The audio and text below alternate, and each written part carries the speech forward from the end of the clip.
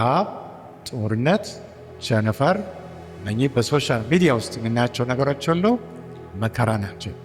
ግን የመከራ ገና ወደፊት የሚጠብቅ አለ ማለት ነው። ስለዚህ ከምዕራፍ 6 እስከ ምዕራፍ 19 የመከራው ዘመንና የአርማጌዶን ጦርነት ይታያል። አርማጌዶን ጦርነት ላይ ኢየሱስ ክርስቶስ ይመጣል። ኢየሱስ ክርስቶስ ከመጣ በኋላ ሐሰተኛው ክርስቶስን ሐሰተኛው ነቢይን ያጠፋል።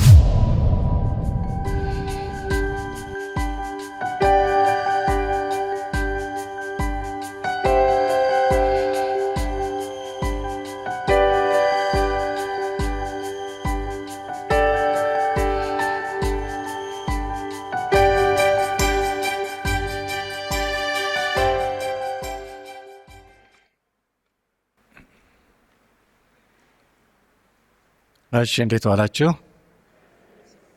እግዚአብሔር ይመስገን። ትናንት ዮሐንስ ራእይ ምዕራፍ 1ን እንዳጠቃለልነው አይነት ነገር ነበር። ግን ምዕራፍ 1 ቁጥር 19 እና 20 አልተነበበም እያሉኝ ነው።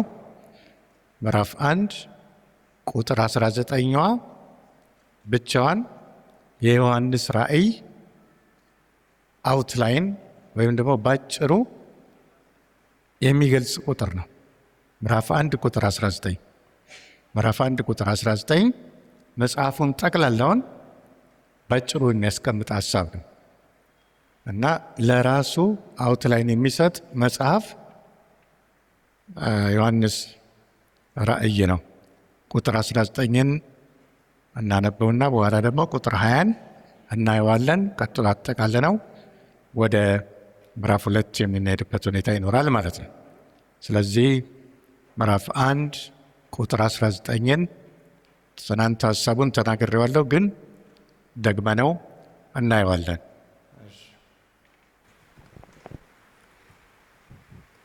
እንግዲህ ያየኸውን አሁንም ያለውን ከዚህም በኋላ ይሆን ዘንድ ያለውን ጻፍ። እንግዲህ ይላል ኢየሱስ ክርስቶስ ነው የሚናገረው ለዮሐንስ። ዮሐንስ ፈርቶ በክርስቶስ ፕሬዘንስ ወይም መገኘት ሲሆን ወደቀ ይላል። ቀጥሎም አትፍራ አለው ኢየሱስ ክርስቶስ። ቀጥሎም ቀኝ እጁን ጫነብኝ ይላል። ቀጥሎ የተናገረው ኢየሱስ ክርስቶስ ፊተኛው መጨረሻው ያውም እኔ ነኝ ይለዋል። የቁጥር 18 ላይ ስንመለከት የሞትና የሲኦል መክፈቻ መለይ ብሌት ነበረ። አሁን ትእዛዙን ሲሰጠው እንግዲህ ይላል ያየኸውን። ምዕራፍ 1 ላይ ያየው ዮሐንስ ማለት ነው ኢየሱስ ክርስቶስን በክብሩ ነው በእግዚአብሔር መገኘት ውስጥ ሆኖ ኢየሱስ ክርስቶስን በራእይ ነው ስናይ ሾፋር የሚል ቃል አይተን ነበር። ሾፋር መለከት ማለት ነው። አዲስ ኪዳን ሾፋር የተመለከትነው መለከት መንፋት ወይም ደግሞ የጸሎት ምሳሌ ነው ብለን ነበር። ጠላት ሲመጣ እስራኤላውያን መለከት ይነፉ ነበር። ጉዞ ሲጀምሩ ወደ ከነዓን ምድር ከግብፅ ወጥተው በመለከት ቀንደ መለከት ይሄ ሾፋር ይባላል ብለናል። ዛሬም እግዚአብሔር ሾፋር እንድናሰማ ክርስቲያኖችን በቴክኖሎጂዎቹን ይጠባበቃል። ሾፋር ሲነፋ እግዚአብሔር ጣልቃ ይገባል ባለ ችግራችን ላይ። ሾፋር ሲነፋ አዲስ ነገር ይሆናል። ሾፋር ሲነፋ ጠላት ይመታል። ስለዚህ ሾፋር ሲያሰማ ዮሐንስ መልስ ደግሞ የመጣለት እንደገና በሌላ ሾፋር፣ ሰማያዊ ሾፋር ነው። ሰማዩ መለከት አለ። ሰማያዊ መለከት ቅዱሳን ብቻ የሚሰሙት መለከት ይነፋል፣ ከላይ የሚሰማ። ትናንትና ስንመለከት ኋለኛው መለከት ሲነፋ አንድ ሚስጥር ነግራቸዋለሁ ብሎ ጳውሎስ የኋለኛው መለከት ሲነፋ ብሎም መቃብሮች እንደሚከፈቱ እኛም በሕይወት ያለን ቀጥሎ በአይን ቅስፈት እንደምንለወጥ ተናግሯል። የአይነቱ መለከት ሲነፋ ክርስቲያኖች ብቻ የሚያዳምጡት መለከት ነው። ለእግዚአብሔር ግን ዮሐንስ መጀመሪያ ሾፋር አሰምቷል። ያለበትን ሁኔታ ፈጥማ ውስጥ እስራኤልን እግዚአብሔር እንዲያስብ ያሰማ የነበረው ድምፅ ነበር። ድምፅ ስላሰማ ድምፅ መጣለት ብለን በሾፋር ድምፅን ሲያሰማ ዮሐንስ እግዚአብሔር አዲስ ነገርን አሳየ። በተለይ መንፈሳዊ ሰፈር ውስጥ አድራሻ ውስጥ ስንገባ ድምፅ ይሰማል፣ የሚታይ ነገር አለ፣ ትእዛዝ እንቀበላለን። እንደ ሞተ ሰው ሆነን ልንወርቅ እንችላለን፣ ግን እንነሳለን። ስለዚህ ነው አሁን እዚህ ጋር ትእዛዝ ነው የሰጠው ለዮሐንስ። እንግዲህ ይለዋል ያየኸው ምዕራፍ 1 ላይ አይተኸኛል፣ በቁጥር 11 ጀምሮ አይተኸኛል፣ ባየኸኝ ክብሬ ጻፍ እና ለማን ትልካለህ? ለሰባቱ አብያተ ክርስቲያናት። ሰባቱ አብያተ ክርስቲያናት ኤፌሶን፣ ስምርኔስ፣ ጴርጋሞን፣ ቲያጥሮን፣ ሰርዴስ እና ፊላዴልፊያ ሎዶቅያ።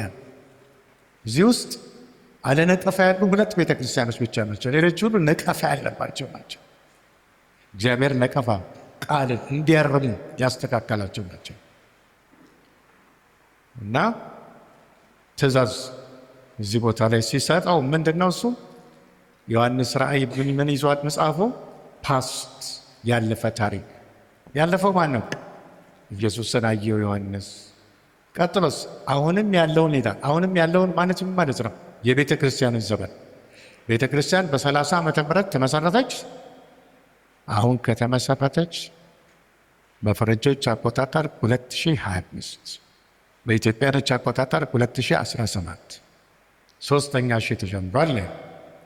ስለዚህ አሁንም ያለው የሚለው እስከ ንጥቀት ያለውን ጊዜ አሁንም ያለው ከክርስቶስ ሞትና ትንሣኤ ጀምሮ ቤተ ክርስቲያን ተመስርታ አሁንም አለች። ቅርብ ጊዜ ትነጠቃለች ማለት ነው። ስለዚህ አሁንም ያለውን የሚለው ፕሬዘንት አሁን ላይ ያለውን ነገር ቀጥሎስ ይላል ከዚህም በኋላ ሊሆን ዘንድ ያለውን ጻፍ። ምን ማለት ነው? ስናጠቃልለው ያየኸውን ምዕራፍ 1፣ አሁንም ያለውን ምዕራፍ 2 እና ምዕራፍ 3፣ ከዚህም በኋላ ይሆን ዘንድ ያለውን ከምዕራፍ 4 እስከ 22 እነኝህን ሀሳቦች የሚገልጸው። ስለዚህ ዮሐንስ ራእይ ውስጥ ምን አለ? ያለፈ ታሪክ አለ፣ አሁንም እየተካሄደ ያለ ታሪክ አለ። ቤተ ክርስቲያን ዘመን ነው። ቀጥሎስ በቅርብ ጊዜ በኋላ ንጥቀት ይመጣል። ዮሐንስ በንጥቀቱ ጊዜ ወዴት ገባ? ወደ ሰማያዊ አድራሻ ሰማይ ላይ ወጣ። ሰማይ ላይ ወጥቶ ምን ሆነ? ምዕራፍ 4 እና ምዕራፍ 5 ገና አልተመለከትናቸውም፣ ወደፊት እናያቸዋለን። ሰማይ ላይ ምን አየ? ልዩ አምልኮ። ለማን ነው የሚሰጠው ልዩ አምልኮ? ለእግዚአብሔር አብ፣ ለእግዚአብሔር ወልድ፣ ለእግዚአብሔር መንፈስ ቅዱስ። እነማን ናቸው አምልኮውን የሚሰጡት? 24 ሽማግሌዎች ቤተ ክርስቲያንን ወክለው በሰማይ ያሉ 24 ሽማግሌዎች። ሌላ ኪሩቤሎች ምን ይላቸዋል? 4 ሕያዋን ፍጡራን። ሌላ እልፍ ጊዜ እልፍ የሚያሉ መላእክት። እነዚህ ሁሉ ለእግዚአብሔር አብ፣ ለእግዚአብሔር ወልድ፣ ለእግዚአብሔር መንፈስ ቅዱስ አምልኮን ያቀርባሉ። አምልኮ ሲቀርብ ያሳየናል። ምዕራፍ 4 እና ምዕራፍ 5 ላይ እግዚአብሔር ምስል የለውም፣ አይታይም። ምዕራፍ 4 ላይ ሰንደር ስናየው ስዕል እሳት ነው የሚታየው ዙፋን ላይ። ስለዚህ ቅዱሳን ሁሉ በሰማይ የማይሰለች አምልኮ ያቀርባሉ። እንዴት እያሉ? ቅዱስ ቅዱስ ቅዱስ ይላል። ስለዚህ አምልኮ በሰማይ ይጠበቃል ማለት ነው። ዛሬ በጣም ደካሞች ነን። ልባችን ክፉ ያስባል። የዛን ጊዜ ግን ልባችን ይጽናል። ዛሬ በረከሰ አንደበት እናመሰግናለን። አንዳንድ ቤተ እምነቶች በጣም ጥንቃቄ ያደርጋሉ። ቤተ እምነቶች ሂንዱይዝም፣ ቡዲዝም ቁጫጭ መሬት ላይ እንኳን ቢያዩ በእግራቸው እንዳይረግጡ ይጠነቀቃሉ። እኛ ግን ብዙ ጊዜ ምንድን ነው የምናደርገው? የእንስሳ ስጋ መብላት ብቻ ሳይሆን የሰውንም ስጋ እንበላለን። ቤተ ክርስቲያን አንደበት ላይ ያለ ኃጢአት ላይ ጥንቃቄ ይታል። ልብ ላይ ያለ ኃጢአትን ጥንቃቄ ይታል። ባለፈው ጊዜ ላይ ለመግለጽ ተሞክሮ ነበረ። መንፈስ ቅዱስ ያለበት ሰው ባህሪዎቹ መለወጥ ይኖርበታል። 7 ባህሪያት ያሉት ብለን ነበረ። መንፈስ ቅዱስ አንደኛ ምን ይለዋል? የእግዚአብሔር መንፈስ። የእግዚአብሔር መንፈስ ስለምን አለ? ከአብና ከወልድ የሚሰርጽ የእግዚአብሔርን ፈቃድ እንድናደርግ የሚያደርግ መንፈስ። 7 ባህሪያት የእግዚአብሔር መንፈስ። የምድር መንፈስ አለ። የምድር መንፈስ አይደለም፣ የእግዚአብሔር መንፈስ ይላል። ወደ ቃል ልባችንን እንዲያዘረብን ቃሉን እንድናረግ እግዚአብሔርን ሀሳብ እንድትፈጽም የሚያደርግ መንፈስ ነው የእግዚአብሔር መንፈስ የሚባል። እዚሁ ላይ ሌላም ይለናል፣ የጥበብ እና የማስተዋል መንፈስ ሁላችን ላይ ይገባል። በላችን ላይ ይሄ የጥበብና የማስተዋል መንፈስ ለምሳሌ ምን ተመልክተን ነበር ባለፈው ጊዜ ላይ? የጥበብ መጀመሪያ እግዚአብሔርን መፍራት ነው። ቅዱሱን ማወቅ ማስተዋል። ቅዱሱን የሚያውቅ ሰው አይዋሽም፣ አይሸነግልም፣ አያማ ጥንቃቄ። ስለዚህ በቤተ ክርስቲያን ውስጥ ስንመላለስ ማድረግ ይኖራል። ሌላም የምክርና የኃይል መንፈስ ይላል። ምክር ዛሬ የምጠይቀው ከእግዚአብሔር መንፈስ ቅዱስ የአብና የወልድ የመንፈስ ቅዱስን ሀሳብ ማገልገል ማለት ነው። ሌሎችም ባለፈው ጊዜ ላይ ተመልከተናቸው ነበረ። እግዚአብሔርን የመፍራት መንፈስ ይላል። እግዚአብሔርን የሚፈራ ሰው በልቡ ክፉ ማሰብ የለበትም። በተለይ ልብና አንደበት ላይ ጥንቃቄ ክርስቲያኖች ልናደርግ ያስፈልጋል። ዛሬ ኬርለስ ሆነናል በብዙ ነገር። ልብና አንደበት ላይ በተለይ ባለፈው ጊዜ ልናይ እንደሞከር ነው ሰለሞን ወደ ቤተ መቅደስ ሲገባ ምን ይዞ ይገባ ነበር? 2 የወርቅ ጋሻዎች። 2 የወርቅ ጋሻዎች እግዚአብሔር የሚፈልጋቸው ልብና አንደበት። ልብ ንጹህ እንዲሆን ይፈልጋል እግዚአብሔር። አንደበት ንጹህ እንዲሆን ይፈልጋል እግዚአብሔር። መርዝ በልብ ይገባል፣ መርዝ በአንደበት ይገባል። መርዝ በምንሰማው ወሬ ይገባል፣ መርዝ በምናየው ነገር ይገባል። ስለዚህ እግዚአብሔር ሰዎች ቂመኞች መሆን የለብንም። ቂመኛነት የእግዚአብሔር መንፈስ ያለበት ሰው ቂመኛ አይሆን። ቂም መወገድ አለበት። ቂም፣ ሌላም ደግሞ የተመለከትናቸው ውሸት፣ ሽንገላ ከሕይወታችን ውስጥ እንዲወገድ ያስፈልጋል። አንዳንዴ ትንንሽ ናቸው የምንላቸው ኃጢአቶች ትልቅ ነገሮች ሆነው ነገሮቻችንን ያጠፋሉ። ባለፈው ጊዜ ላይ በአሞስ 5:18 እስከ 20 እንደተመለከተ ያ ሰው ውጭ ነበረ። አንበሳው መጣበት፣ አንበሳውን አመለጠ። እባብ መጣበት፣ አንበሳው ቀጥሎ ድብ መጣበት፣ ድቡንም አምልጦ ቤት ውስጥ ገብቶ ግን እባብ ነደፈው ይላል። ዛሬ ትንንሽ ኃጢአቶች እንደ እባብ የሆኑ ሕይወታችንን ከእግዚአብሔር መንግስት የሚያርቋል። ስለዚህ ጥንቃቄን ያለው በተለይ እግዚአብሔር ወርቅ የሆነ ነገር የሚፈልገው ምንና ምናችንን ነው? ልብና አንደበት። በአንደበታችን እናመሰግናለን፣ በአንደበታችን እናማለን። ስለዚህ አንደበቶች ለማን ይቀደሱ? ለእግዚአብሔር ይቀደሱ የሚል ሀሳብ ባለፈ ጊዜ አይተናል። ስለዚህ እግዚአብሔር መንፈስ ቅዱስ ስንል እነኚህ 7 ባህሪያት በውስጣችን ሊታዩ ይገባል። የእግዚአብሔርን ፈቃድ ማድረግ፣ ጥበብ፣ ማስተዋል፣ ምክር፣ እውቀት፣ እንደነዚህ አይነት ነገሮች 7 ተዘርዝረዋል። ባለፈው ጊዜ ላይ ስንመለከት ራእይ 1 4 እና 5 ላይ ስንመለከት አይተናቸዋል። በኢሳይያስ 11 ቁጥር 2 ላይ ኢየሱስ ክርስቶስ መጥቶ መሬት ላይ ሲነግስ እነዚህ ባህሪያት በውስጡ ይኖራል። አይኑ እንደምታይ አይፈርድም፣ ጆሮ እንደምትሰማ አይበይም። ለምድር ድሆች በጽድቅ ይፈርዳል፣ ለምድር የዋሆች በጽድቅ ይበይናል። ኢየሱስ ክርስቶስ መሬት ላይ ሲመጣ ዛሬ ሰዎች ማረጋገጫ ይፈልጋል። ለአንድ ነገር ማረጋገጫ፣ አንተ ገለሃል ተብሎ ማረጋገጫው የሚያረጋግጥ ከሆነ ይበልጣል፣ ባይገልም የዛን ጊዜ ግን ልብን የሚመረምር የሰራዊት ቅዱስ መሬት ላይ ስለሚነግስ በአይኑ እንደሚታይ ወይም ደግሞ ሰዎች እንደመሰከሩ አይፈርድም። ጻድቅ አምላክ ነው የዛን ጊዜ የሚነግሰው ማለት ነው። ሌላ ባለፈው ጊዜ ላይ ተመልክተናል። 7 መቅረዞች። መቅረዝ ብርሃን ተሸካሚ ነው እንጂ ብርሃን አይደለም። ወርቅ መቅረዞች ዛሬ በቤተ ክርስቲያን ውስጥ መታያላችሁ። ውድድር፣ ፉክክር። ቤተ ክርስቲያን መሀል ወርቅ መቅረዞች መሀል ፉክክር የለም። ኳስ ጨዋታ ላይ ነው ፉክክር የለም። አርሰናል፣ ማንቸስተር ይሉናል ምድር ላይ። በቤተ ክርስቲያን ውስጥ ግን ይህን አይነት ፉክክር መኖር አለበት። ትክክል አይደለም።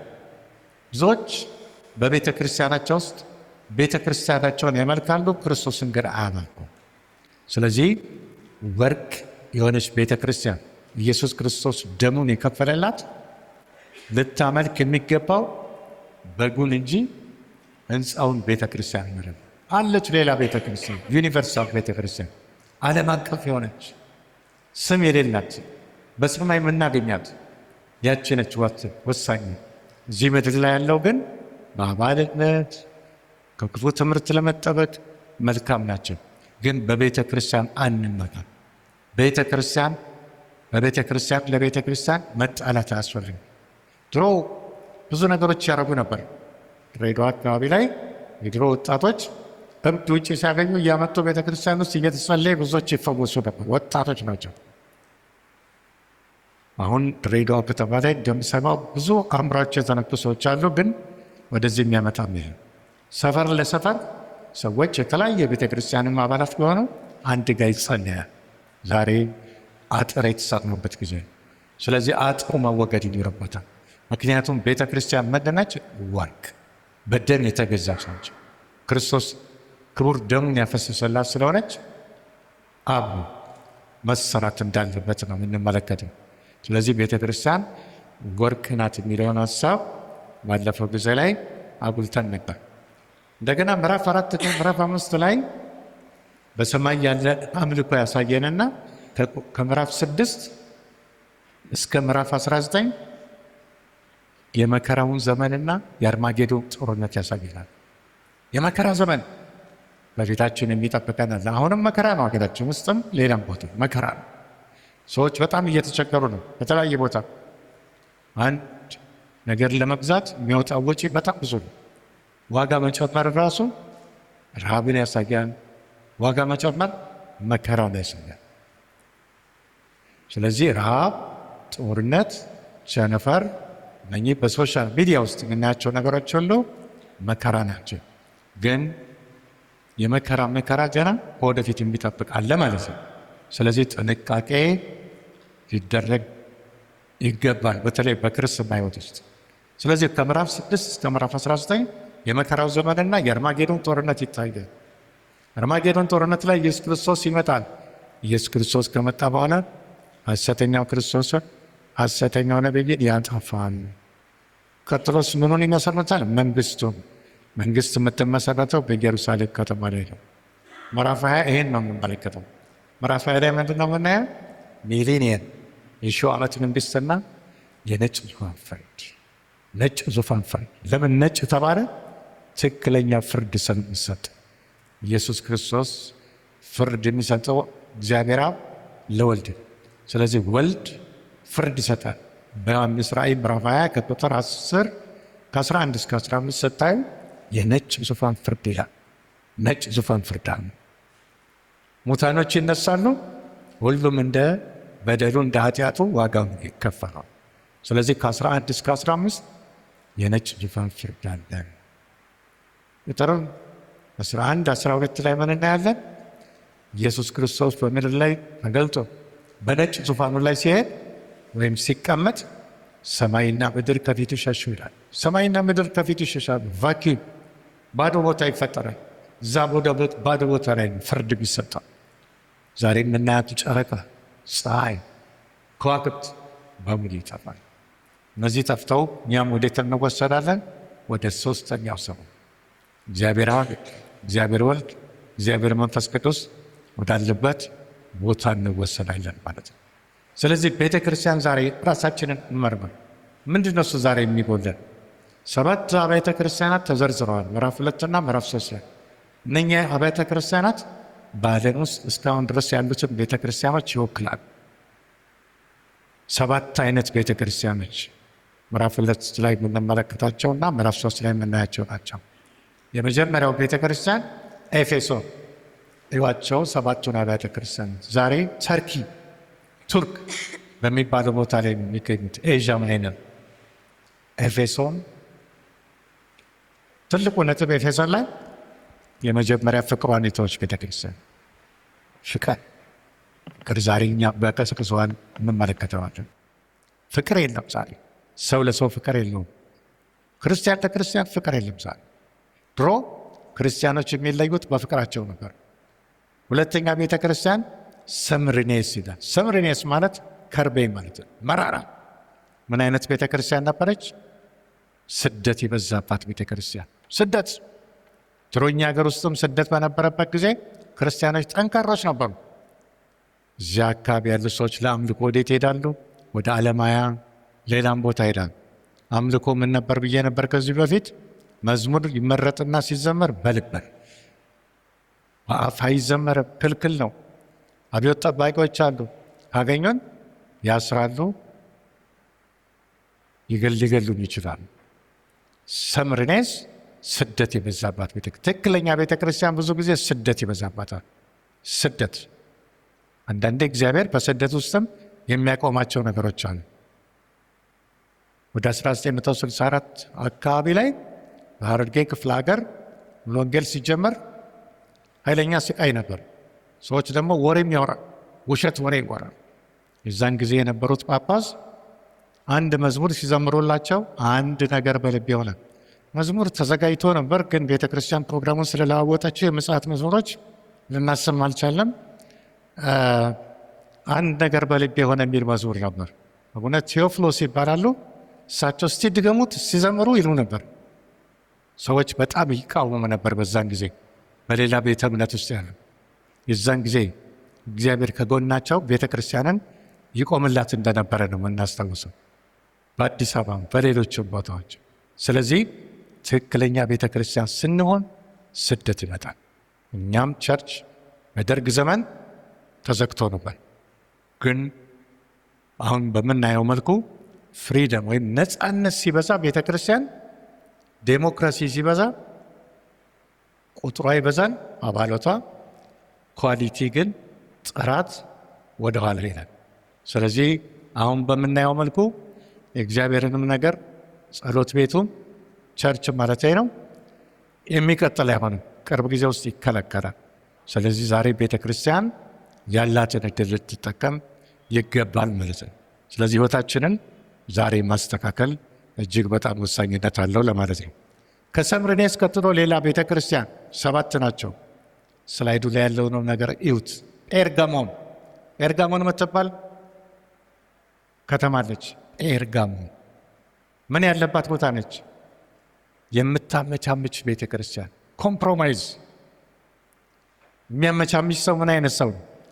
ከዚህም ከዛም የሚል የአይነት ቤተ ክርስቲያን ነበረች ኤርጋሞን። የሰይጣን ዙፋን የነበረባት ቤተ ክርስቲያን ነች። ከተማዋ ላይ ቸርች አለ፣ ግን ጋራው ላይ ተራራው ላይ ምን አለ? የሰይጣን ዙፋን ይለዋል መጽሐፍ ቅዱስ። ሂትለር እዛ አካባቢ የነበረውን የቤተ ክርስቲያን ወሰደና አገር ውስጥ ትናንትና ለመጥቀስ ሞክሬያለሁ፣ አገር ውስጥ ተከለው። ሰይጣን ዙፋን የሚፈለግበትም ጊዜ አለ ማለት ነው። አገር ውስጥ የተክለው ምን አረገ? በአይሁዶች ላይ ተነስቶ 6 ሚሊዮኖችን ጨፈጨፈ። ሰይጣን ዙፋን ያለበት፣ በሰይጣን ዙፋን ባለበት ቦታ ላይ አምልኮ ይከብዳል። ክርስቲያኖች መበርታት አለባቸው። እዛ ቦታ ላይ ግን አንድ ሰው የሚጠቀስ ሰው ያለ ማን ይባላል? አንቲጳስ ስናይ እንመለከተዋለን። አንቲጳስ ማለት ሁሉ ነገር ተቃዋሚ ማለት ነው። በጴርጋሞን ከተማ ሁሉ ነገር ጥሩ አልነበረም። ገበያ ስትሄዱ ቄሳር ጌታን ትላላችሁ። አጠገባችሁ ስጋ ቤቶች የጣዖት ስጋ ናቸው ያሉት። መኖር አስቸጋሪ የነበረበት ጊዜ፣ ጦርነት የነበረበት ጊዜ በክርስቲያኖች ላይ። እቺ ቤተ ክርስቲያን ስለዚህ ምን ለማድረግ ተገደደች? ማመቻመች የለብንም በቤተ ክርስቲያን ጥያቄዎች ላይ። አንዳንዴ ኃጢአት ሲመጣ ኃጢአትን በሁለት መንገድ ነው ልናመልጥ የሚችል። አንዱ በመጋፈጥ አታመልኩ ስንባል እናመልካለን። ቄሳር ጌታ ነው ስትሉ ወደ ቄሳር ሄዳችሁ ማለት ነው። እምቢ ነው ምን መንፈስ ቅዱስ ቀደም ባህሪያት ውስጥ አንዱ ጥበብ መንፈስ የሚለው አያያዝ ያስፈልጋል። ለሁሉም ነገር ለስብከት ጥበብ፣ የእግዚአብሔር ቃል ለመመስከር ጥበብ፣ ከሚቃወሙ ሰዎች ጋር ለመኖር ጥበብ፣ ከተቃራኒ ጾታ ጋር ባለው ጥበብ ያስፈልጋል። ዮሴፍ የፖቲፋርን ሚስት ሸሸ ይላል። የምንጋፈጣቸው ኃጢአቶች አሉ፣ የምንሸሻቸው ኃጢአቶች አሉ። ውሸት ዋሹ ስንባል እንጋፈጣለን። ከተቃራኒ ጾታ ጋር ባለ ነገር መሸሽ ይላል። በዛን ያመለጠው ዮሴፍ። ሌላ ቤተ ክርስቲያኖች ነበሩና ቲያጥሮን የተባለች ቤተ ክርስቲያን ውስጧ ብዙ የተበላሹ ነገሮች የነበሩባት ግን በክርስቶስ ስም የምትጠራ ነች። ዛሬም እነዚህ አይነት ቤተ ክርስቲያኖች በዓለም ውስጥ አሉ፣ በሀገራችን ውስጥ አሉ።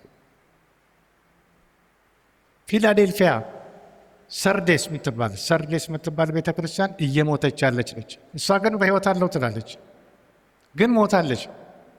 እየሞተ ያለ ቤተ ክርስቲያን ዛሬ አለ። እኛ ግን ለመንቀፍ አልተፈቀደልንም። የሚነቅፍ የሚያርም በመሃል የሚመላለሰው ጌታ ኢየሱስ ክርስቶስ ነው። ስለዚህ ቤተ ክርስቲያንን መንቀፍ ለማንም አልተሰጠም። ምክንያቱም ሊቀ ካህን አለ ቤተ ክርስቲያን ውስጥ። ሊቀ ካህኑ ያርባል፣ ዘይቱን ይቀይራል፣ ጭስ እንዳይል ክር ይቀይራል፣ እንዳይታፈኑ ካህናት ነገሮችን ያስተካክላል። ዘይት ዛሬ በምናበራው ነገር ኃይል የሚሰጥ ነገር ሁልጊዜ ምን ያስፈልገዋል? ክርስቲያን ፍሬሽ አኖይንቲንግ፣ ንጹህ ዘይት በየቀኑ ያስፈልጋል። አዲስ መገለጥ ያስፈልጋል። ማደግ ይኖርብናል። አንዳንድ ሰዎች 40-50 ዓመት ቆይተው ቤተ ክርስቲያን ውስጥ እድገት የለም። እንደግ 40-50 ዓመት ተቀምጠው ምን ያደርጋል? አሁንም ቡና እየጠጡ ሰው ማማት ለውጥ በሕይወታችን ውስጥ ያስፈልጋል ማለት ነው። ሌላ ፊላዴልፊያ የተባለች ቤተ ክርስቲያን የወንጌል በር የተከፈተላት ኢየሱስ ክርስቶስ ያልነቀፋቸው 2 ቤተ ክርስቲያኖች ናቸው፣ ሰምርኔስ እና ፊላዴልፊያ ነው። ሰምርኔስ ስደት ቢበዛባትም ሰዎቿ ምኖች ናቸው? ድሆች የሆኑት ግን ለምንድን ነው? ክርስቶስን ስለተከተሉ። እንደ ማንኛውም ሰው ቢኖሩ ሀብታሞች ይሆናሉ። ብዙ ሰዎች ዛሬም በድሬዳዋ ከተማም እናያለን። ስለ ክርስቶስ ሲሉ ቤተሰቦቻቸውን የተው፣ ስለ ክርስቶስ ሲሉ ስራቸውን የተው፣ ስለ ክርስቶስ ሲሉ ብዙ ነገሮቻቸውን የተው ሰዎች አሉ። እነዚህ ግን ዋጋ አላቸው ይላል ኢየሱስ ክርስቶስ። ሌላ ሎዶቅያ የተባለች ቤተ ክርስቲያን አይተን ነበረ። ምን ያለች ቤተ ክርስቲያን ነች? በእንግሊዝኛ ሉክ ወርም ይለዋል። ለብ ያለች ትኩስ ወይም በራድ ያልሆነች። ዛሬ በጣም አስቸጋሪ ህይወት ትኩስ ወይም በራድ ያልሆነ ህይወት ነው። ክርስቲያን ከሆን ትኩስ መሆን። ስለዚህ ኢየሱስ ክርስቶስ ምን ይላታል?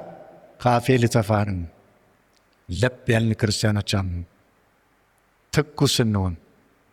ከተማ ላይ ደግሞ አለ ውሃ የሚፈስ ሲጀምር ትኩስ ነው። መሀል ከተማ ሲደርስ ለብ እያለ ሄደ። ልክ እንደዛ ውሃ ነን። ደግሞ ሀብታሞች ናቸው፣ ገንዘብ አላቸው፣ ልብስ አላቸው፣ ጥቁር ልብስ ሱፍ። ግን የሚያስፈልገው ምን ነበረ? ነጭ ልብስ። ስለዚህ ኢየሱስ ክርስቶስ በዛ ቦታ ላይ ምን ይላል? ነጭ ልብስ ከኔ ውሰድ ይላል። አይነት ታውሯል፣ እንድታይ ከኔናና ኩል ግዛ ይላል። በዝርዝር እንመለከታቸዋለን። እነዚያ ቤተ ክርስቲያናቶች እስከ ዛሬ ድረስ በዓለም ውስጥ የኖሩ አሁንም ያሉ ክርስቶስ እስኪመጣ ድረስም የሚቀጥሉ ናቸው ማለት ነው። እነዚህን ማስተካከል የሚችል ማን ነው? ሊቀ ካህን። ስለዚህ ኢየሱስ ክርስቶስ ሊቀ ካህናችን ምን ተመልክተን ነበር ባለፈው ጊዜ ላይ? ሊቀ ካህናችን ረጅም ልብስ ለብሷል። ረጅም ልብስ ዮሐንስ ያየው ረጅም ልብስ የለበሰ ይላል። ረጅም ልብስ የሚለብሱ ምኖች ናቸው? ነገሥታት፣ ሊቀ ካህናት። ሊቀ ካህናችን ኢየሱስ ክርስቶስ ረጅም ልብስ ለብሷል ይላል። ዛሬ በሰማይ ሊቀ ካህናችን ከጥቂት ጊዜ በኋላ ወደ ምድር መጥቶ ንጉሳችን ደረቱንም በወርቅ መታጠቂያ የታጠቀ ይላል። የወርቅ ሻሽ በደረታቸው ላይ የሚያረጉ ሊቀ ካህናት፣ በደረታቸው ላይ የወርቅ ሻሽ የሚያረጉ ነገሥታት ናቸው በብሉይ ኪዳን። ስለዚህ ኢየሱስ ክርስቶስ የሚለው ቃል የተቀባ ማለት ነው። ክርስቶስ ለምንነት ነው የተቀባው? አንደኛ ለነብይነት፣ ሁለተኛ ለካህንነት፣ ሶስተኛ ለንጉስነት። ስለዚህ የእኛ ጌታ ነቢያችን ነበር፣ አሁን ሊቀ ካህናችን ነው። ቅርብ ጊዜ ደግሞ በልባችን አሁንም ንጉሳችን ነው። ቅርብ ጊዜ ደግሞ በምድር ላይ ሁሉ ንጉሳችን ይሆናል ማለት ነው። እኛም ደግሞ ከእሱ ጋር ምን እንሆናለን? እንነግሳለን ነገር። በዚህ ሊቀ ካህን ጌታ ኢየሱስ ክርስቶስ በሰባቱ አይነት አብያተ ክርስቲያናት ውስጥ ይመላለሳል። ስለዚህ እኛ ዛሬ ስራችን ምንድን ነው? እሱ ብርሃን ማብራት። ብርሃን ተሸካሚዎች ነን ብለናል። ፀሐይ ብርሃን ትሰጣለች ለጨረቃ፣ ጨረቃ ደግሞ ወደኛ ትፈነጥቃለች። ስለዚህ እኛ ብርሃን አይደለንም ብለናል፣ ግን የተሰጠንን ብርሃን ማሳየት ያስፈልጋል። ማቴዎስ ወንጌል ላይ ይናገራል ስለ እነዛ 10 ቆነጃጅት። 5ቱ ዘይት አላቸው፣ 5ቱ ዘይት። ዛሬ ብዙ ቤተ ክርስቲያኖች በስም ክርስቲያኖች የሆኑ ሰዎችን ይዘዋል፣ ዘይት ግን የለም። ዘይት ዛሬ ያስፈልጋል። ቤተ ክርስቲያን ክርስቶስን ስትጠብቅ ዘይቷን ሞልታ ዝግጁ ሆና መጠበቅ አለባት። ማቴዎስ ምዕራፍ 5 ቁጥር 5 ላይ ምን ይላል? ሙሽራው በዘገየ ጊዜ እነኛ ቆነጃጅት 5ቱ ምን ሆኑ? ደከሙ። ሲዘገይ ቀጥሎስ እንቅልፍ አላቸው። ቀጥሎ ተኙ። ኢየሱስ ክርስቶስ በተኛንበት ጊዜ እንዳይመጣ ዛሬ ዘይቶቻችንን ማስተካከል ይገባናል ማለት ነው።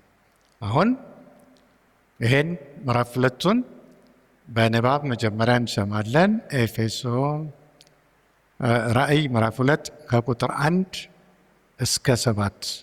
ራእይ ምዕራፍ 2 ከቁጥር 1 እስከ 7። በኤፌሶን ወዳለው ወደ ቤተ ክርስቲያን መልአክ እንዲህ ብለህ ጻፍ። በቀኝ እጁ 7ቱን ከዋክብት የያዘው በ7ቱም የወርቅ መቅረዞች መካከል የሚሄደው እንዲህ ይላል፣ ስራህንና ድካምህን ትዕግስትህንም አውቃለሁ። ክፉዎችንም ልትታገስ እንዳትችል እንዲሁም ሳይሆኑ ሐዋርያት ነን የሚሉትን መርምረህ ሐሰተኞች ሆነው እንዳገኘሃቸው አውቃለሁ። ታግሰህማል፣ ስለ ስሜም ብለህ ጸንተህ አልደከምክም። ዳሩ ግን የምነቅፍብህ ነገር አለኝ፣ የቀደመውን ፍቅርህን ትተሃልና። እንግዲህ ከወዴት እንደወደቅህ አስብ፣ ንስሐም ግባ፣ የቀደመውንም ስራህን አድርግ፣ አለዚያ እመጣብሃለሁ። ንስሐም ባትገባ መቅረዝህን ከስፍራው እወስዳለሁ።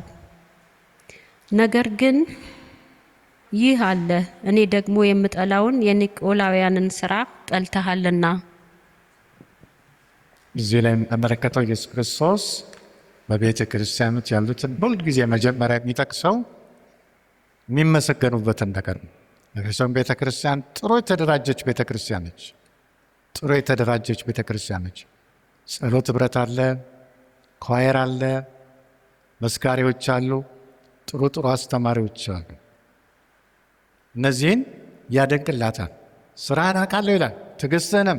ብዙም ዋጋ ከፍለዋል ስለ ኢየሱስ ክርስቶስ። ጥንት ጊዜ ብዙ ዋጋ የከፈሉ ሰዎች ነበሩ በቤተ ክርስቲያን ውስጥ። ጊዜ እየገፋ ሲሄድ ግን ምን ወጣ? ከግሪክ ከሌሎችም ቦታዎች ያሉ ሰዎች እየመጡ አባል እየሆኑ ቤተ ክርስቲያንን መበከል ጀመሩ። ቤተ ክርስቲያን 2 አማራጭ ነው ያለት። ተጽዕኖ ሲበዛባት ወይም ተጽዕኖ ካደረገባት ሰው ጋር ህብረት ታደርግና አንድ ትሆናለች። ወይም ደግሞ አንዳንዴ ምን ይመጣል? እዛው ቤተ ክርስቲያን ውስጥ ስህተት ትምህርቶች እየተፈጠሩ ቤተ ክርስቲያንን ሊያፈርሷት ይችላል። ኤፌሶን ምንድነው እሱ? ድካምን አውቃለሁ፣ ስራህን አውቃለሁ፣ ትዕግስትን አውቃለሁ። አንዳንድ ሐዋርያት ነን የሚሉ ሰዎች ደግሞ አሉ። ሐዋርያት ነን እያሉ ሊያስተምሩ ይሞክራሉ። ፑልፒት ኮሚቴ አላቸው፣ ያቆሙታል። አቁም ብለው ሐዋርያት አይደለም፣ ልክ አይደለም፣ መጽሐፍ ቅዱስ ያስተማርከው። የመጽሐፍ ቅዱስ እውቀት የነበራቸው ሰዎች ናቸው። ኤፌሶን በጣም የታወቀች ከተማ ነች። ኤፌሶን ኤዥያ ውስጥ ነው የምትገኘው። የኤዥያ ብርሃን ትባላለች። የኤዥያ ኩራት ትባላለች። ብዙ የተማሩ ሰዎች ነበሩባት። ኤፌሶን ውስጥ ብዙ የተማሩ ሰዎች፣ ምሁራን የነበሩባት ከተማ ነው። ቲያትር ቤት አላት። ቲያትር ቤቱ 24,000 መቀመጫዎች ያሉት ስቴዲየም አላት። ስቴዲየም ውስጥ ብዙ ሰዎች ማየት የሚችሉባቸው መቀመጫዎች ያሉባት ቦታ ነች። ኤፌሶን ስሟ የገነነ ነው። ሮማውያኖች በጣም ስለወደዷት ምን ሰጥቷት? ራስን በራስ የማስተዳደር መብት። እንደ ሌሎች ቦታዎች ሮማውያኖች መጥተው አይደለም የሚያስተዳድሯት፣ በራሷ የምትስተዳደር ቦታ ነበረች። ተወዳጅ ከተማ፣ የሚናፈቅ ቦታ ነበር። በሌላ ትርጉም የሚናፈቅ ወዳጅ ይላል። ኤፌሶን ማለት የሚናፈቅ ወዳጅ፣ በእንግሊዝኛ ኤፌሰስ የሚለው በአማርኛ ላይ ኤፌሶን። በኤዥያ እና በአውሮፓ መሀል ያለ ትልቅ ከተማ ነበረች። ባለስልጣኖች የነበሩባት ከተማ ነበረች። በውስጧ ደግሞ ምን ነበረ? የአርጤምስ መቅደስ። አርጤምስ ዲሜጥሮስ በአንድ ወቅት ጳውሎስ ባረገው ሰበካ ወንጌል ምን ሆነ? ገበያው ቀነሰበት። የአርጤምስን ስዕል እየሳለ አገርን ለመጎብኘት ለሚመጡ ሰዎች እየሸጠ ብዙ ገንዘብ ያገኝ ነበር። ስለዚህ ምን አረገ? የኤፌሶን አርጤምስ ትበልጣለች እያለ ህዝቡን አስተባብሮ በጳውሎስ ላይ ተነሱ። አርጤምስ በግሪክ ነው። ሮማያኖች ደግሞ ዲያና ይሏታል። ዲያናም አርጤምስም አንድ ቦታ፣ ሴት አምላክ ነች። የአማልክቶች ሁሉ አምላክ ይሏታል። ሰው ልጅ ለመውለድ ከፈለገ የት ሄዳል? ወደ አርጤምስ ቤተ መቅደስ። አርጤምስን ለመስራት ከ200 ዓመት በላይ ፈጅቷል። መጀመሪያ የሰራት አሌክዛንደር ወይም ደግሞ እስክንድር፣ ታላቁ እስክንድር የሚባል ግሪክ ንጉሥ። አርጤምስ ከየት ነው የወጣችው ይላሉ? ከሰማይ ወድቃ ነው። ወድቃ ሳይሆን ምስሏ ከላይ ከሰማይ ወረደ። ስለዚህ በዚች ቤተ መቅደስ ውስጥ ምን አለ? የአርጤምስ ስዕል። አርጤምስ ስዕሏ አዛለ። ስለዚህ ስዕሏን የሚስሉ ሰዎች ብዙ ገበያ ያገኛሉ ከቱሪስቶች፣ ከአርጤምስ ከተማ። ስለዚህ እቺ አምላክ ትመለክበት የነበረ ቦታ ነው። ብዙ ጡቶች አሏት። በእንግሊዝኛ አምላክ ሲባል ጎደስ ነው የሚለው፣ ሴት ሲሆን ሴት ነች። እቺ መውለድ ያቃተው ሰው እዚህ ቢመጣ መውለድ ይችላል ተብሎ ይታሰባል። ስለዚህ አርጤምስ በግሪኮችም የተደነቀች አምላክ፣ በሮማያኖችም የተደነቀች አምላክ። ግሪኮች አርጤምስ ይሏታል፣ ሮማያን እነሱ ደግሞ ዲያና ይሏታል። ዲያና። ስለዚህ በዚች ከተማ ውስጥ ብዙ ቱሪስቶች ይመጣሉ። በዓለም ውስጥ ከአስደናቂ ነገሮች ውስጥ አንዷ የዚች ቤተክርስቲያን አትባልም፣ ቤተ መቅደስ ህንፃ ነው። ቤተ መቅደስ ህንፃ ነው። በኤፌሶን ብዙ የወንጌል ስራ ተሰርቷል። ኤፌሶን ላይ መጀመሪያ በወንጌል ለመድረስ የመጣው ማን ነው? ጳውሎስ በኤፌሶን ከተማ ተቀምጦ በመጀመሪያው ጉዞ የተወሰኑ ክርስቲያኖችን አገኘ። በሁለተኛው ጉዞ 2 ዓመት ተቀምጦ አስተማረ። ኋላ ግን ተቃውሞ በዛ። ቀጥሎ እንደማመጡ ጵርስቅላና አቂላ ሮማያኖች ናቸው። ይኖሩ የነበሩት ጣሊያን ውስጥ ነው። ከጣሊያን ማን አባረራቸው? ክላውዲዮስ፣ በአማርኛ ቀላውዲዮስ ይሉታል። አይሁዶችን አባረረ ከጣሊያን ሀገር። አትፈለጉም ማለት የኔሮ አባት ኔሮ የጨካኝ ሰው ያልነው ሰውዬ የእሱ አባት አባረ ናቸው። ስለዚህ ጵርስቅላና አቂላ ባልና ሚስት ናቸው። ማን ደግሞ ነበር? ሌላ ሰው አጵሎስ ጥሩ የመጽሐፍ ቅዱስ አስተማሪ፣ በተለይ የብሉይ ኪዳኑን ብዙ የሚያውቅ። አንዳንድ ባላወቃቸው ነገሮች ላይ ጵርስቅላና አቂላ መስመር አስያዙት ስለ ኢየሱስ ክርስቶስ። አጵሎስ በብሉይ ኪዳን ትምህርት በጣም የተቃነ ሰው። ሌላ 70 ዓመተ ምህረት ላይ ኢየሩሳሌምን ሮማያኖች አጠፏት። 197,000 አይሁዶችን ጨፈጨፉ። በብዙ ሺህ የሚቆጠሩ አይሁዶችን ለባርነት ሸጡ።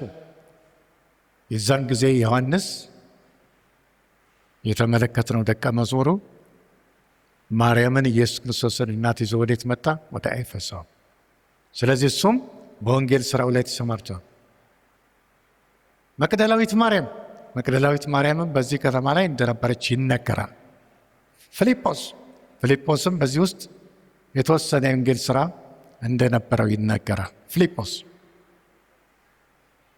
96 ዓመተ ምህረት ላይ እንደ አጠቃላይ ስንላይ ከዮሐንስ ውጪ የኢየሱስ ክርስቶስ ሐዋርያት ሁሉ አልቀው ነበር።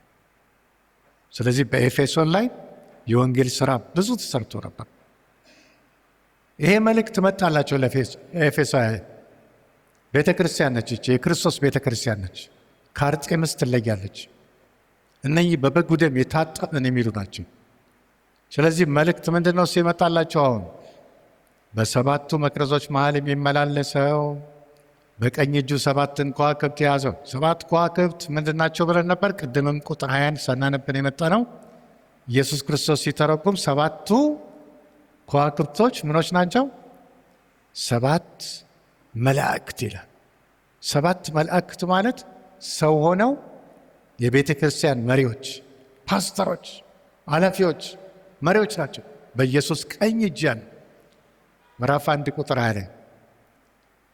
ስለዚህ ምንድነው የሚለው? 7ቱን ከዋክብት በቀኝ እጁ የያዘው በ7ቱም መቅረዞች መሃል የሚመላለሰው ምን ይላል? ስራህን፣ ድካምህን አውቃለሁ፣ ትዕግስትህንም አውቃለሁ፣ ዋጋም ከፍለሃል። እኔም የምጠላቸውን ኒቆላውያን የሚባሉ አለ። ኒቆላውያን የሚባሉ ምን ብለው ትምህርት የሚያስተምሩ ናቸው? once saved never lost። አንዳንድ መጋዚኖች ከውጭ ሲመጡ ጥንቃቄ አድርጉ። እንግሊዝኛ የምታነቡ ሰዎች ስህተት ትምህርቶች አሉ። ኃጢአት ብትሰሩ ችግር የለም፣ ድካም ኃጢአትን ድካም ይሉታል። ድካም ደግሞ ችግር የለውም ይላል። ምን አለበት? ስለዚህ once saved never lost የሚሏቸው አይነት ግሩፖች ምንድን ናቸው? አንዴ ከዳን ካጠፋ ኃጢአትን ብትሰራ ትችላለህ፣ ስጋ ደካማ ነው የሚሉ ሰዎች አሉ። ይሄ ስህተት ትምህርት ነው። እነዚህን እጠላቸዋለሁ ነው የሚለው ኢየሱስ ክርስቶስ። እነዚህን ተቃውመሃል፣ እኔም እጠላቸውን ሰዎች። ስለዚህ ትደነቃለን። ግን ቁልፍ ነገር አለ። ቁልፍ ነገር ምንድን ነው? እሱ ፍቅር። ፍቅር ዛሬ ጎለዋል። የእግዚአብሔር ፍቅር። ፍቅር ለማን? ፍቅር ለእግዚአብሔር። ፍቅር ለማን? ፍቅር ለወንድሜ፣ ፍቅር ለእህቴ፣ ፍቅር ለጠፉ ነፍሳት። ድሮ ብዙ ይጸልያሉ፣ አሁንም ይጸልያል። ፍቅር ግን ጎሏል። እርስ በርስ አልተያዘችም። ስለዚህ ይሄ ማስጠንቀቂያ መጣላት። አለዛ ምን እንወስዳለሁ? መቅረዝን እንወስዳለሁ። መቅረዝ ከተወሰደ የእግዚአብሔር አብሮነት ይወስዳል። ተጠንቀቅ። የእግዚአብሔር አብሮነት ያለው ምን ውስጥ ነው? ብርሃን ውስጥ ነው። በመቅረዛችን ባለው ብርሃን ውስጥ ነው። ዘይታችን ምን ያህል ይቀየራል? ዛሬ በየቀኑ አዳዲስ ዘይት እናደርጋለን ወይስ እንቀበላለን ወይ ከክርስቶስ? ስለዚህ መቅረዝ ከተወሰደ የእግዚአብሔር አብሮነት ይሄዳል። ፍቅር ለምንድን ነው እሱ የሚጠፋው? ፍቅር አንደኛው የሚጠፋው ምንድን ነው? ከክርስቶስ ይልቅ የበለጠ ስፍራ የምንሰጠው ነገር ሲፈታ። አሁን አንዳንድ ሰዎችን አውቃለሁ እኔ እዚች ከተማ ውስጥ የነበሩ ሰዎች ማይጸልይ ምናምን እያሉ ቤተክርስቲያንን ሰዎች የሚተቹ ሰዎች ነበሩ። ዛሬ የት ናቸው ያሉት? ታይዋን። ቢጠሩም አልመጣም ብለውኛል። ዛሬ የማይመጡ ሰዎች አሉ፣ የገንዘብ ፍቅር ወስዷቸው። ስለዚህ የክርስቶስ ፍቅር አንዱ የሚቀዘቅዘው ለምንድን ነው? እሱ ከክርስቶስ ይልቅ ለሌላ ነገር ቅድሚያ ስንሰጥ። ሌላው ፍቅር ሊጠፋ የሚችለው ምንድን ነው? የበደሉንን ሰዎች ይቅር ለማለት በማንችልበት ጊዜ፣ የበደሉን ሰዎች ይቅር ማለት ሲያቅተን ፍቅር ይቀዘቅዛል። ከእግዚአብሔር ጋር ያለ ንብረት አብሮነቱ ይጠፋል። ሌላ ነፍሳችን የቃል ጥማት አለ። የቃል ጥማት ሲገባባት ቃል ለማንበብ ዛሬ ልንተጋ ያስፈልጋል። እግዚአብሔርን ቃል ልናቅ ይገባል ለማለት ነው። ስለዚህ እንደዚህ አይነት ነገሮች ምን ያደርጋሉ? የእግዚአብሔርን ፍቅር ከውስጣችን ያጠፋሉ። ነገ ላይ ምናልባት እናያቸዋለን። ፍቅር የተለያየ አይነት አለ። ግሪኮች የሚሉት ስቶርጅ የሚሉት አለ። ነገ ቃሎቹን ስለምንጽፋቸው ታዋቸዋላችሁ። ምንድን ነው? በወላጆችና በልጆች መሀል ያለ ፍቅር ብዙ አይነት አለ። ኤሮስ የሚባል ወንድና ሴት መሀል የሚኖር ፍቅር፣ ዓለማዊ ፍቅር። ሌላም ደግሞ ፊሊያ የሚባል ፍቅር አለ። ሰው አብሮ በመኖር ምክንያት የሚፈጥረው ፍቅር። ክርስቲያኖች አብረው ረጅም ጊዜ ሲኖሩ ብዙ ፍቅር ይኖራቸዋል። ዓለማውያኖችም እንደዛው። አራተኛው አጋፔ፣ ዲቫይን መለኮታዊ የሆነ ፍቅር። ይሄ ፍቅር ውስጣችን ሲገባ አጋፔ ምን ይሆናል? እንለወጣለን። ወንድማችንን እንወዳለን፣ እህታችንን እንወዳለን፣ ዓለማውያኖችን እንወዳለን፣ እንመሰክራለን። ከእግዚአብሔር ጋር ያለን ግንኙነት የተጠናከረ ይሆናል። ስለዚህ መለኮታዊ ፍቅር ዛሬ ያስፈልጋል ማለት ነው። ይሄ ትምህርት መልእክቱ ከደረሳቸው በኋላ ምን ሆኑ? ኤፌሶናውያን በንስሐ በእግዚአብሔር ፊት ገቡ። ምክንያቱም መቅረዝ ሊወሰድ ነው። ኃይለኛ ንስሐ ውስጥ ገቡ። ቤተ ክርስቲያኗ የተላወጠች ሆነች። ከ100 ዓመት በኋላ አንድ ጸሐፊ መጥቶ ነበር ወደዛ በከተማ ስለ ፍቅራችሁ እደነቃለሁ ይላል። ከ200 ዓመት በኋላ ሌላ ጸሐፊ መጥቶ ነበረ ኤፌሶን ውስጥ ስላየሁት ፍቅር እደነቃለሁ ይላል። ፍቅርን መመለስ ይቻላል። የበደለንን ሰው ይቅር ማለት ይቻላል። ወደ ቃሉ መመለስ ይቻላል። ወደ ጸሎት መመለስ ይቻላል። ለጸሎት ዛሬ ስሜት ልናጣ አይገባም ለማለት ነው። ስለዚህ ዛሬ ኤፌሶንም ቤተክርስቲያን ስናይ ብዙ የኤፌሶን አይነት ቤተክርስቲያኖች በእኛም ሀገር ውስጥ እንዳሉ ነው የምናየው። የእኛም ቤተክርስቲያን አንዷ ነች። የእኛ ስል ጠቅላላ ኢትዮጵያ ውስጥ ብዙ ቤተክርስቲያኖች አሉ። ፍቅር ግን ዛሬ ጠፋ። በዚህ ደግሞ እግዚአብሔር አይደሰትም። ስለዚህ ፍቅር፣ ወደ ቀድሞ ፍቅር እንመለስ። ምን ይላል እንግዲህ? ንስሐ ግባ ይላል። ንስሐ ግባ። ቀደም ሲል ታደርግ የነበረውን ነገር አድርግ። ድሮ ምን አደርግ ነበር? እጸልያለሁ። ሰው ትንሽ ስበድል ይቅርታ ጠይቃለሁ። እገሌን በድያለሁ ይቅር በለኝ፣ እግዚአብሔር ፊት እገባለሁ። ስለዚህ ይህን የቀድሞውን ነገር አድርግ። ምንን አስብ? የቀድሞ ነገርህን አስብ። ጥንት እንዴት ነበር ግን? ስለዚህ ኤፌሶን ቤተ ክርስቲያን ከክርስቶስ ዘንድ፣ ክርስቶስ ማን ነው? በሰባቱ መቅረዞች መሃል የሚመላለሰው በቀኝ እጁም ሰባቱን ከዋክብት የያዘው፣ ወደ እሱ ተመለሱ። ስለዚህ የኤፌሶን ቤተ ክርስቲያን እንደገና ምን ሆነች? ብርሃኗን አገኘች። እንደገና ምን ሆነች? ከክርስቶስ ጋር ያላትን ህብረት አጠናከረች። እዚህ ኤፌሶን ቤተ ክርስቲያን የመጀመሪያ ፍቅሯን የተወች፣ ኤፌሶን ቤተ ክርስቲያን ስህተት ትምህርቶችን ትከላከል የነበረች፣ ኤፌሶን ቤተ ክርስቲያን ሐዋርያቶቿ በደንብ የተደራጁ የነበሩባት ቤተ ክርስቲያን ነች። ለሌሎች ሁሉ በር የከፈተች ነች። ኤፌሶን ከኤፌሶን ተነስተው ወደ ሎዶቅያ፣ ሰምርኔስ፣ ጴርጋሞን ሐዋርያቶቹ ይጓዙ የነበሩት። ስለዚህ የወንጌል በርነቷን የጠበቀች ቤተ ክርስቲያን ነች። ስለዚህ ዛሬ ራሳችንን የምንመረምረው ከኤፌሶን ቤተ ክርስቲያን አኳያ እንዴት ነው እኛ ራሳችንን የምናየው? ድሮ 1953 ዓመተ ምህረት አካባቢ ነበሩ እዚህ ቤተ ክርስቲያን ውስጥ አባላት የሆኑ ሰዎች 53 ዓመተ ምህረት የሚመጡ ነበሩ። እየቆዩ ሲሄዱ ምን ሆኑ? በተለይ መንፈስ ቅዱስ ነገር ሲገባ ትተው የሄዱ ሰዎች ዛሬ በከዚራ በሌሎችም በቀፊራ ጫት ቃሚዎች አሉ። ወፍጮ ይሉኛል ሰዎችን አንዳንድ የሚያውቋቸውን ስጠይቃቸው ወፍጮ ሆነዋል ይነሱ ይሉኛል። ስለዚህ ዛሬ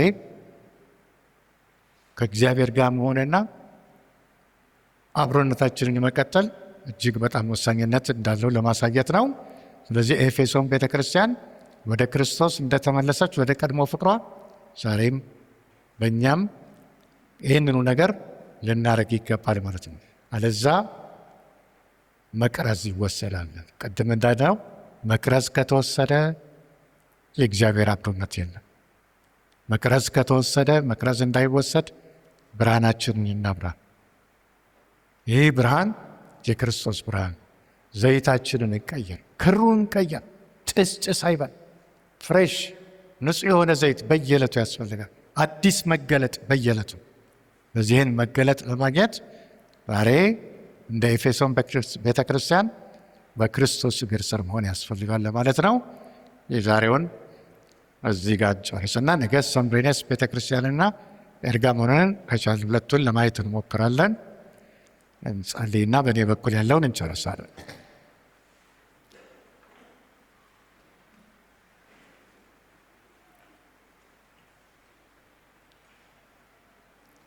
ከዘላለም እስከ ዘላለም ከብረ በዙፋን ላይ ያለ እግዚአብሔር የሰራዊት ቅዱስ እችን ጊዜ ስለሰጠህን ስምህ ከፍ ከፍ ይበል። እግዚአብሔር አምላካችን ይህን ጉባኤ ትባርክ ዘንድ እንጸልያለን። አምላካችን ሆይ ቃልህን በፊትህ ሆነው ሊያዳምጡ የመጡትን ሁሉ አንተ ትባርካቸው ዘንድ ጸጋህን ታበዛላቸው ዘንድ ጸልይ። በቤታቸው ያለውን ስራ አንተ ስራላቸው፣ በመንገዳቸው ጠብቃቸው፣ የጸሎት መንፈስ አብዛላቸው፣ ቃልህን መገለጥ ስጣቸው፣ በቅዱስ ደም ሸፍናቸው።